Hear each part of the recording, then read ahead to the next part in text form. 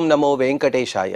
కలియుగ ప్రత్యక్ష దైవమైన శ్రీ శ్రీనివాస పరబ్రహ్మ యొక్క దివ్యానుగ్రహ విశేషం చేత తిరుమల తిరుపతి దేవస్థానం వారు నిర్వహించే అనేక ధార్మిక కార్యక్రమాల్లో భాగంగా ప్రతిరోజు మనం శ్రీమన్ మహాభారతాంతర్గత అరణ్య పర్వలోని విశేషాలను యథాశక్తి తెలుసుకునే ప్రయత్నం చేస్తూ ఉన్నాం. ఈనాటి ప్రవచన కార్యక్రమాన్ని మంగళ పద్యాన్ని పఠిస్తూ ప్రారంభించుకుందాం. నారాయణం నమస్కృత్య నరం చైవ నరోత్తమం దేవీం సరస్వతీం వ్యాసం తతో జయముదీరయేత్. మహత్వాద్ భారవత్వాచ్చ మహాభారతముచ్యతే నిరుక్తమస్య యో వేద సర్వపాపైః ప్రముచ్యతే.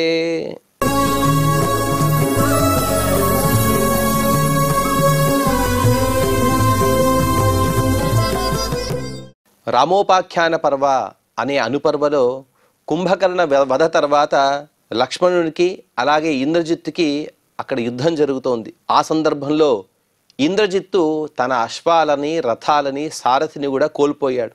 ఆ సందర్భంలో తతో హతాశ్వాత్ ప్రస్కంద్య రథాత్స హతసారథి తత్రైవాంతర్దధే రాజన్ మాయయా రావణాత్మజః.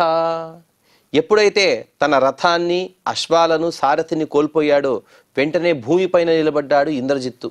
అతను ఇతపూర్వం రావణుడు చెప్పిన విధంగా మాయగానైనా అనగా మాయాస్వరూపంలో ఉంటూ లేకపోతే ప్రత్యక్షంగానైనా యుద్ధం చేయమన్నాడు అన్నాడు. కాబట్టి వెంటనే తను అదృశ్యుడైపోయాడు. అంతర్హితం విదిత్వాతం బహుమాయం చ రాక్షసం రామస్తం దేశమాగమ్య తత్సైన్యం పర్యరక్షత. ఇంద్రజిత్తుని యొక్క ప్రభావాన్ని ఇతపూర్వం విభీషణుడు తెలిపాడు రామలక్ష్మణులకి అలాగే సమస్త వానర సైన్యానికి. ఎప్పుడైతే అలా అదృశ్యుడైపోయాడో ఇంద్రజిత్తు వెంటనే అతను అదృశ్యంలో ఉంటూనే యుద్ధం చేస్తాడని తెలిసి శ్రీరామచంద్రుడు ఆ ప్రాంతానికి వచ్చాడు. ప్రాంతానికి వచ్చి తన సైన్యంలో ఉండేటువంటి ఎవరికి కూడా తన తమ్ముడికి మాత్రమే కాదు దేశమాగమ్య తత్సైన్యం పర్యరక్షత, తన సైన్యాన్ని రక్షించడానికి ఏవైతే ఉపాయాలు ఉన్నాయో వాటిని అన్నిటినీ కూడా ఆచరిస్తున్నాడు శ్రీరామచంద్రుడు. సరామముద్దిశ్య శరైః తతో దత్త వరైస్తదా వివ్యాధ సర్వగాత్రేషు లక్ష్మణం చ మహాబలం. ఆ అదృశ్య రూపంలో ఉండేటువంటి ఇంద్రజిత్తు దేవతలు వరాల రూపంలో ఇచ్చినటువంటి బాణాలను అక్కడ ప్రయోగిస్తున్నాడు. అవి కూడా శ్రీరామ లక్ష్మణులపైనే ప్రయోగిస్తూ వారి సకల అవయవాలను కూడా తను గాయపరిచాడు. తమదృశ్యం శరైశూరౌ మాయయాంతర్హితం తదా యోధయామాస తరుభౌ రావణిం రామలక్ష్మణౌ. ఇంద్రజిత్తు మాయోపాయంతో అలా అదృశ్యుడై యుద్ధం చేస్తున్నప్పటికీ కూడా రామలక్ష్మణులు ఎక్కడా కూడా బెదరటం లేదు. వారి శరీరం నుండి రక్తం ధారలుగా కారుతోంది. కానీ వారు బాధపడకుండా భయపడకుండా వీరులు శూరులైనటువంటి ఆ రామలక్ష్మణులు అతనితో యుద్ధం చేస్తూనే ఉన్నారు. సరుషా సర్వగాత్రేషు తయోః పురుష సింహయోః వెసుజత్సాయకాన్ భూయః శతశోత సహస్రశః. శ్రీరాముని యొక్క ఉద్దేశం ఏమిటంటే తను గాయపడినా పర్వాలేదు, తన సైన్యంలో ఉండేటువంటి ఏ వీరుని కూడా గాయం కలగకూడదు. అందుకోసం తనే ప్రత్యక్షంగా ఇంద్రజిత్తుతో యుద్ధం చేస్తూ ఉన్నాడు. ఇంద్రజిత్తు అదృశ్య రూపంలోనే ఉంటూ కొన్ని వందలు వేలుగా రామలక్ష్మణుల పైన బాణాల యొక్క వర్షాన్ని కురిపించాడు. తమదృశ్యం విచిన్వంతః సృజంత మనిషం శరాన్ హరయో వివృషర్వ్యోమ ప్రగృహ్య మహతీ శిలాః. తమ స్వామిగా ఉండేటువంటి రామునికి ఇన్ని గాయాలవుతుందని చూశారు. అలాగే లక్ష్మణుని కూడా ఇన్ని బాణాలు తగులుతుందని చూశారు వానర వీరులందరూ కూడా. వారందరూ కూడా ఎంతో బాధపడ్డారు. బాధపడి ఎలాగైనా సరే ఇంద్రజిత్తును పడగొట్టాలి అనే ఉద్దేశంతో పెద్ద పెద్ద బండరాలను తీసుకుని వారందరూ కూడా ఆకాశ మార్గంలో అలా పైకి ఎగురుతున్నారు. ఆ సందర్భంలో తాంశతో చాప్యదృశ్య శశరైర్వివ్యాధ రాక్షసః సభృశం తాడయామాస రావణిర్ మాయయావృతః. ఇంద్రజిత్తు అదృశ్య రూపంలో ఉన్నాడు కాబట్టి ఎవరికి కనబడటం లేదు. కానీ ఆ ఇద్దరు అన్నదమ్ములను అలాగే వానర సేనను కూడా లక్ష్యంగా చేసుకుంటూ నిరంతరం కూడా అనేక బాణాలను ప్రయోగించాడు. ఆ బాణాల ద్వారా అందరినీ గాయపరుస్తూ ఉన్నాడు. దాని ద్వారా రాముడు ఎంతో బాధపడుతూ ఉన్నాడు. తౌ శరైరాచితో వీరౌ భ్రాతరౌ రామలక్ష్మణౌ పేతతుర్గగనాద్ భూమిం సూర్యచంద్రబసావివ. పైనుండి కొన్ని వేల బాణాలను ప్రయోగించాడు రామలక్ష్మణుల పైన. ఆ అన్ని బాణాలన్నీ కూడా వారి శరీరంలో గుచ్చుకొని వారి శరీరం ప్రత్యేకంగా కనబడటం లేదు, కేవలం బాణాల యొక్క పుంజం మాత్రమే కనబడుతుంది. అన్ని బాణాలు ఆ రామ లక్ష్మణుల పైన అవి గుచ్చుకొని ఉన్నాయి. వారిద్దరు కూడా పైనుంచి చూస్తుంటే ఎలా ఉన్నారంటే అలా మేఘాలతో కమ్ముకున్నటువంటి సూర్యచంద్రులాగా కనబడుతున్నారు. వారి శరీర కాంతి ఎక్కడికి పోదు కదా. ఆ బాణాలన్నీ కూడా నల్లగా ఉన్నాయి. వాటి మధ్య ఉండేటువంటి మహాప్రకాశంతో వారిద్దరు కూడా దేదీప్యమానంగా కనబడుతున్నారని చెబుతూ ఇక్కడికి 288వ అధ్యాయాన్ని పూర్తి చేసుకుని ఇక 289వ అధ్యాయంలో మార్కండేయ మహర్షి గారు వివరిస్తూ మార్కండేయువాచ తావుభో పతితో దృష్ట్వా భ్రాతరౌ రామలక్ష్మణౌ బబంధరా వణిర్భూయ శరైర్దత్త వరైస్తదా. అనేక బాణాలు వారిపైన పడడం చేత శ్రీరామచంద్రుడు లక్ష్మణస్వామి వీరిద్దరు కూడా భూమిపైన అలా కింద పడిపోయారు. కింద పడిపోయిన ఈ అవకాశాన్ని చూసుకున్నాడు ఇంద్రజిత్తు. ఇదే మంచి అవకాశం, ఎలాగైనా సరే వీరిని బంధించాలి అని తను నిరంతరంగా కూడా ఇంకా అనేక బాణాలను ప్రయోగిస్తూ వారిని కట్టడానికి తను ప్రయత్నిస్తూ ఉన్నాడు.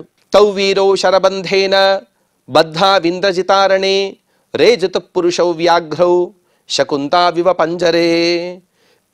ఇంద్రజిత్తు బాణాలను ప్రయోగించి అలా బంధించినట్టుగా కనబడుతుంది.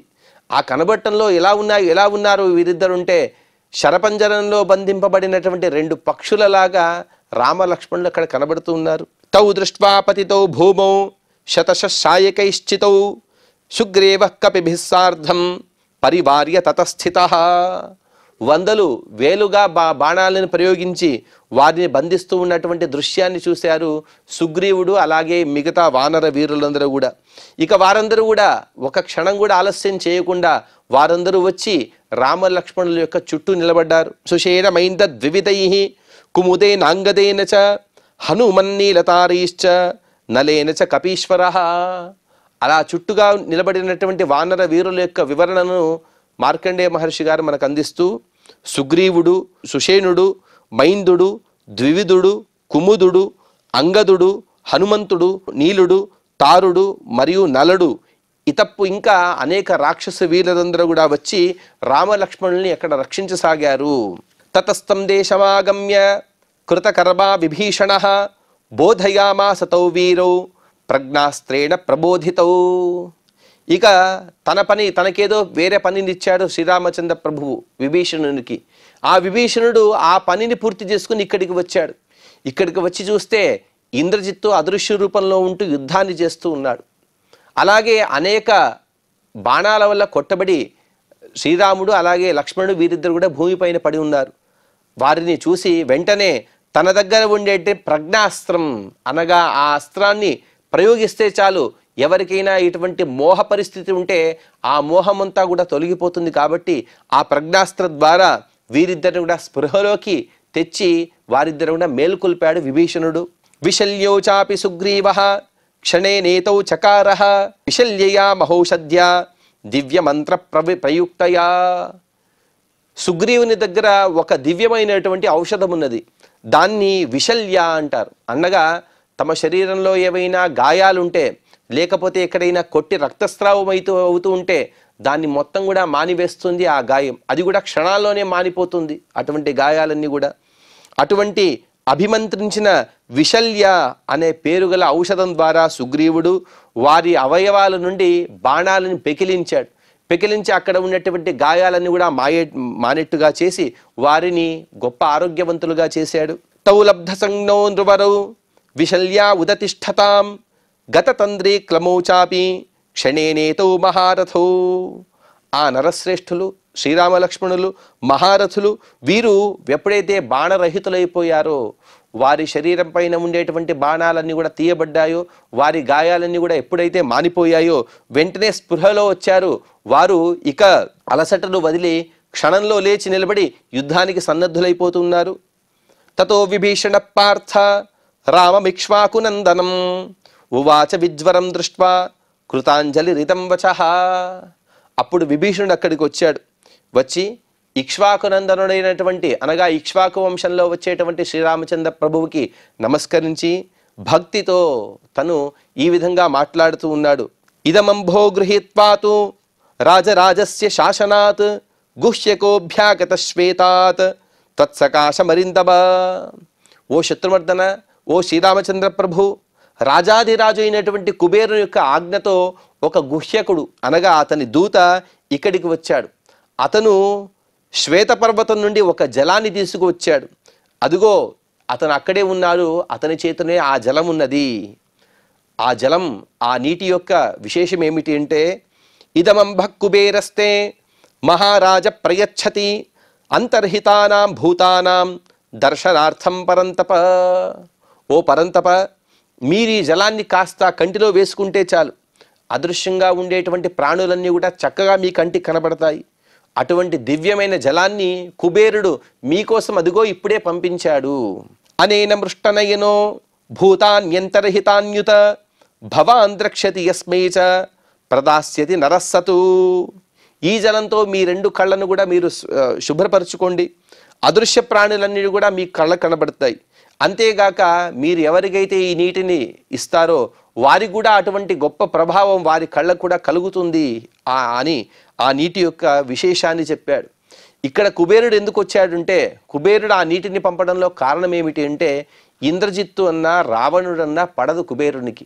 ఎందుకంటే అన్యాయంగా అక్రమంగా తన దగ్గర ఉండేటువంటి పుష్పక విమానాన్ని అలాగే లంకా నగరాన్ని వారిద్దరు కూడా బలవంతంగా లాక్కున్నారు. కాబట్టి వారి యొక్క వధ కోసం ఎదురు చూస్తూ ఉన్నాడు కుబేరుడు. ఇప్పుడు వారి వధ ప్రారంభమైనది, దానికి తను కూడా తన చేతనైనంత సహాయపడుదామని ఆ నీటిని పంపించాడు. తథేతి రామస్తద్వారి ప్రతిగృహ్యాభి సంస్కృతం చకారనేత్రయో శౌచం లక్ష్మణశ్చ మహామనాహ. తథాస్తుని శ్రీరామచంద్రుడు ఆ నీటిని తీసుకుని అభిమంత్రితమైనటువంటి ఆ జలంతో తన రెండు కళ్ళను కూడా శుభ్రపరుచుకున్నాడు. లక్ష్మణుడు కూడా రెండు కళ్ళను తను కడుక్కున్నాడు. అలాగే సుగ్రీవ జాంబవంతౌ చ హనుమానంగదస్తథా మైందద్వివిధ నీలాశ్చ ప్రాయః ప్లవగ సత్తమాహ. సుగ్రీవుడు, జాంబవంతుడు, హనుమంతుడు, అంగదుడు, మైందుడు, ద్వివిధుడు మరియు నీలుడు, ఇతర వానర ప్రముఖులందరికీ కూడా శ్రీరామచంద్ర ప్రభు ఆ నీటిని ఇప్పించాడు. వారందరూ కూడా ఆ నీటితో తమ కళ్ళను కడుక్కున్నారు. వాస్తవంగా మనలాంటి వారైతే ఏం చేస్తాం, ఆ నీటిని మనం అలాగే అట్టి పెట్టుకుని మనం మాత్రమే వాడుకుంటాం. కానీ శ్రీరాముని యొక్క ఔదార్యం ఏమిటి అంటే, తన ప్రాణం కన్నా తన సైన్యంలో ఉండేటువంటి వానర వీరుల యొక్క ప్రాణమే గొప్పగా భావించాడు. కాబట్టి వారి ప్రాణాన్ని ఎలాగైనా కాపాడాలని అనుకున్నాడు. కాబట్టి వారికి కూడా నీటిని ఇప్పించాడు. తథా సమభవచ్చాపి యదువాచ విభీషణ క్షణేనాత్రీంద్రయోణ్యేషాం చక్షుంశ్యాసన్ యుధిష్ఠిర. ఓ యుధిష్ఠిర, ఏ విధంగా అయితే విభీషణుడు చెప్పాడో అదే జరిగింది. ఎప్పుడైతే ఆ నీటితో శుభ్రపరుచుకున్నారో తమ కళ్ళను, వెంటనే అదృశ్యంగా ఉండేటువంటి అన్ని ప్రాణులు కూడా ఎవరెవరైతే ఆ నీటితో కళ్ళతో కడుక్కున్నారో వారికందరూ కూడా కనబడసాగాయి. ఇంద్రజిత్ కృతకర్మాచ పిత్రే కర్మ తదాత్మనః నివేద్య పునరాగచ్చత త్వరయాజి శిరప్రతి. ఇంతవరకు కూడా ఇంద్రజిత్తు అంతలోపలే లంకకు వెళ్ళి వచ్చాడు. వెళ్ళి తన తండ్రి అయినటువంటి రావణుని ముందు జరిగిన వృత్తాంతాన్ని మొత్తం చెప్పి అతన్ని సంతోషపరిచి వచ్చాడు. కానీ ఆ సంతోషం అనేది ఎంతో కాలం ఉండదు కదా, తొందరలోనే ఆ సంతోషం కూడా మటుమాయమైపోతూ ఉన్నది. ఇంద్రజిత్తు తను చూపినటువంటి ఆ రోజు యుద్ధంలో తన పరాక్రమాన్ని తన తండ్రికి చెప్పి యుద్ధానికి సంసిద్ధుడై మరొకసారి యుద్ధరంగానికి వచ్చాడు. తమాపతంతం సంక్రుద్ధం పునరేవ యుయుత్సయ అభిదుద్రావ సౌమిత్రి విభీషణ మతే స్థిత. ఇంద్రజిత్తు మరొకసారి క్రోధంతో యుద్ధానికి వస్తూ ఉన్నాడు.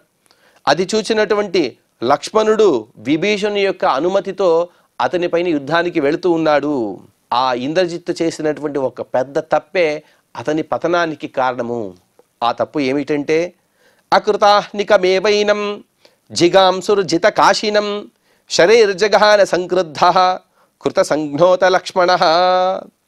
ఇంద్రజిత్తు ఇక నాకు విజయం దక్కింది, కుబేరుడు ఆ జలాన్ని ఇచ్చినటువంటి విషయం తెలియదు, నేనే జయాన్ని పొందాను అని అనుకుని విర్రవీగుతూ ఉన్నాడు.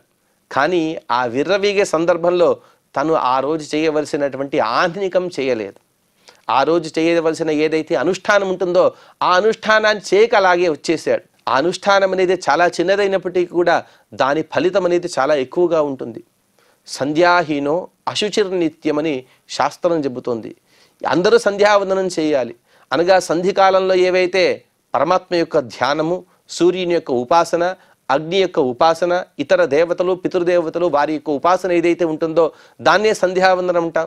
సంధికాలంలో ధ్యానం చేసినా పర్వాలేదు, కానీ అటువంటి తన నిత్య ఆహ్నికం ఏదైతే ఉంటుందో దాన్ని మర్చిపోయాడట. అదే అతని పతనానికి కారణమైపోయినది. అప్పుడు నిత్యకర్మ చేయలేదు. అటువంటి స్థితిని గమనించాడు విభీషణుడు. ఆ విభీషణుడు తెలిసినవాడు కాబట్టి ఇతను నిత్యకర్మ చేయలేదు కాబట్టి అతని బలం సన్నగిల్లింది. ఇటువంటి వృత్తాంతాలని మనం శాస్త్రంలో ఎన్నోసార్లు వింటూ ఉంటాం. నిత్యాన్నికం చేసేవారికి అందుకోసమే ఒక శాస్త్రంలో ఇంకొక మాటను కూడా చెబుతారు, దేవపూజ నహాతవ్యా. ఎటువంటి విపత్కర పరిస్థితి వచ్చినప్పటికీ కూడా మనం నిత్య చేసేటువంటి కర్మలు, అందులోనూ కూడా దేవపూజ, సంధ్యావందనాదులు కూడా అత్యంత ఆవశ్యకాలే. అలాగే దేవపూజ కూడా ఒక్కరోజు కూడా వదలకూడదు. వాస్తవంగా 3 సార్లైనా పూజ చేయమని శాస్త్రం చెబుతోంది. 3 సార్లు కాకపోయినప్పటికీ ఒకసారి పూజించి 2 సార్లు పుష్పాంజలి, 2 పుష్పాలను అలా సమర్పించినా కూడా చాలు, పరమాత్మ మనం పూజ చేసినటువంటి ఫలితాన్ని మనకి ఇస్తాడు. ఆ విధంగా పూజ చేయకపోతే ఎంతటి హానియో అది ఈ ఇంద్రజిత్ యొక్క వృత్తాంతం ద్వారా మనకు తెలిసి వస్తుంది. వెంటనే ఆ లక్ష్మణస్వామి కోపంతో అతన్ని చంపాలనే కోరికతో అతని పైన అనేక బాణాలను ప్రయోగించాడు. అప్పుడు తయో సమభవద్యుద్ధం తదాన్యోన్యం జిగీషతోహో అతీవ చిత్రమాశ్చర్యం శక్ర ప్రహ్లాదయోరివ. వారిద్దరు కూడా జయాన్ని పొందాలనే కోరికతో విపత్కరమైనటువంటి పరిస్థితులు వచ్చినప్పటికీ కూడా తమ బాణాలు ప్రయోగిస్తూనే ఉన్నారు. అప్పుడు వారికి ఆశ్చర్యజనకమైనటువంటి ఇంద్రునికి ప్రహ్లాదునికి జరిగినటువంటి యుద్ధం వీరిద్దరి మధ్య కూడా జరుగుతున్నది. అవిద్యదింద్రజిత్ తీక్ష్ణై సౌమిత్రిం మర్మభేదిభిః సౌమిత్రిశ్చానలస్పర్శైః అవిద్యద్ రావణిం శరైః. ఇంద్రజిత్తు మర్మభేది అనేటువంటి ఒక బాణాలు, మన మర్మస్థానాలలో కొట్టబడేటువంటి బాణాల చేత లక్ష్మణుడిని తను ప్రహారం చేశాడు. లక్ష్మణుడు కూడా వేడిగా ఉండేటువంటి బాణాలను అనగా ఆగ్నేయాది అస్త్రాల ద్వారా ఆ ఇంద్రజిత్తుని ఇబ్బంది పెట్టాడు, అతన్ని గాయపరిచాడు. సౌమిత్రి శర సంస్పర్శాత్ రావణి క్రోధమూర్ఛితః అసుజల్లక్ష్మణాయాష్టౌ శరానాశీ విశోపమాన్. ఆ లక్ష్మణుని యొక్క బాణప్రయోగాన్ని తాళలేకపోతున్నాడు ఇంద్రజిత్తు. అతను మూర్ఛపోయి మరొకసారి లేచి లక్ష్మణుని పైన కాలనాగు విషంతో సమానమైనటువంటి 8 బాణాలను ప్రయోగించాడు ఒకేసారి. తస్యాసూన్ పావక స్పర్శైః సౌమిత్రి పత్రిభిస్త్రిభిః యథా నిరహరద్వీరః తన్మే నిగతత శృణు. ఓ ధర్మరాజా, అప్పుడు మహాభయానకమైనటువంటి యుద్ధం జరిగింది. 8 కాలనాగుతో సమానమైనటువంటి విషంతో కూడిన ఎప్పుడైతే అస్త్రాలను ప్రయోగించాడో లక్ష్మణస్వామి వాటిపైన అగ్ని సమానమైనటువంటి 3 బాణాలను ప్రయోగించి వాటిని దహనం చేసేశాడు. ఇక ఆ ఇంద్రజిత్తు ప్రాణాలని ఎలా కోల్పోతున్నాడో విను అని మార్కండేయ మహర్షి గారు వివరిస్తూ, ఏకేనాస్య ధనుష్పంతం బాహుం దేహాదపాతయత ద్వితీయేన స నారాచం భుజౌ భూమోన్యపాతయత. ఆ 3 బాణాలే చాలు ఇంద్రజిత్తు ప్రాణాలను కోల్పోయాడు. ఒక బాణంతో ఇంద్రజిత్తు యొక్క ధనుస్సుని ధరించే భుజాన్ని తను కత్తిరించాడు. 2వ బాణాన్ని తీసుకుపోయాడు ఇంద్రజిత్తు. ఆ ఇంకొక భుజాన్ని కూడా లక్ష్మణుడు 2వ బాణంతో ఖండించి వేశాడు. తృతీయేన తు బాణేన పృతుధారేణ భాస్వత జహార సునసం చాపి శిరోభ్రాజిష్ట కుండలం. తర్వాత బాగా పదునైన అలాగే ప్రకాశమైనటువంటి ఒక బాణాన్ని ప్రయోగించి 3వ బాణంతో అందమైన ముక్కు అలాగే ప్రకాశించేటువంటి కర్ణ కుండలాలు ధరించినటువంటి ఆ ఇంద్రజిత్ యొక్క శిరస్సుని ఖండించి వేశాడు. అప్పుడు అతని మొండెం శిరస్సు లేనిదైపోయినది. వినికృత్త భుజస్కందం కబంధం భీమదర్శనం తంహత్వా సూతమప్యస్త్రైః జగాన బలినాంబరః. చేతులు కత్తిరించబడ్డాయి, శిరస్సు ఖండించబడింది. అతని మొండం చాలా భయానకంగా కనబడుతుంది. అలా రక్తం ధారలుగా కారుతున్నది. అటువంటి ఘోరమైనటువంటి దృశ్యాన్ని చూశారు రాక్షసులందరూ కూడా. అందరూ కూడా విస్మయంగా చూస్తున్నారు. ఇంద్రజిత్తుని వధించినటువంటి లక్ష్మణుడు తన అస్త్రాలతో మరొక రథాన్ని అధిరోహించి వచ్చినటువంటి ఆ ఇంద్రజిత్తు యొక్క రథాన్ని కూల్చివేసి ఆ రథసారథిని కూడా వధించాడు. లంకాం ప్రవేశయామాసు తం రథం వాజినస్తదా దదర్శ రావణస్తం చ రథం పుత్రం వినాకృతం. ఇక అతని శరీరం ఇక్కడ యుద్ధరంగంలో పడిపోయింది. కానీ అప్పుడు గుర్రాలు ఖాళీగా ఉన్నటువంటి రథాన్ని లంకాపురానికి వచ్చి వేరే గుర్రాలతో పూజించినటువంటి రథం ద్వారా ఇతని రథాన్ని తీసుకుని లంకా పట్టణానికి చేర్చారు.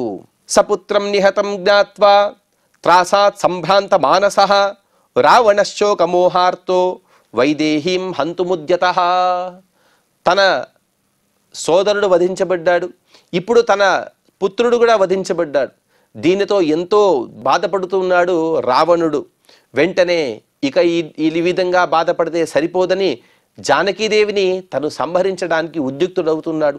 ఎందుకంటే ఈ సమస్తానికి కూడా కారణం ఈ జానకీదేవియే, అందుకోసం ఈవిడని నేను వధిస్తాను అని ఆ జానకి వధ కోసం తను ఉద్యుక్తుడవుతూ ఉన్నాడు. అశోకమనికస్థాం తాం రామదర్శన లాలసాం ఖడ్గమాదాయ దుష్టాత్మ జవేనాభిపపాతః. ఆ దుష్టుడైనటువంటి రావణుడు ఖడ్గాన్ని తీసుకుని రామదర్శనం కోసం ఎదురు చూస్తున్నటువంటి, అలాగే అశోకవనంలో కూర్చున్నటువంటి నిత్యం కూడా రామనామాన్ని జపించేటువంటి ఆ సీతా అమ్మవారిని హతమార్చడానికి తను ప్రయత్నం చేస్తున్నాడు, వేగంగా పరిగెత్తుతున్నాడు. ఆ సందర్భంలో తం దృష్ట్వా తస్య దుర్బుద్ధేః అవింధ్య పాప నిశ్చయం శమయామాస సంక్రుద్ధం శ్రూయతాం ఏన హేతునా.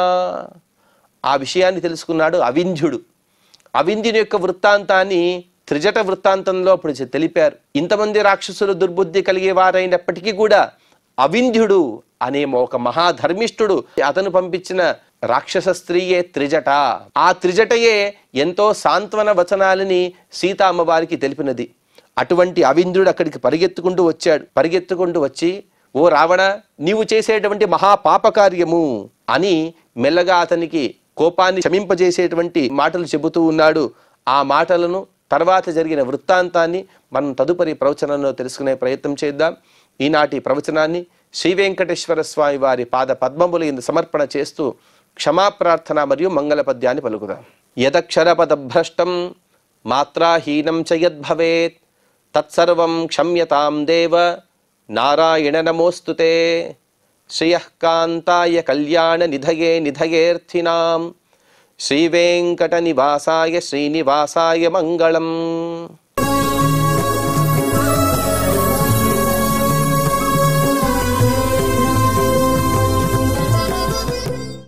గోవింద హరి గోవింద.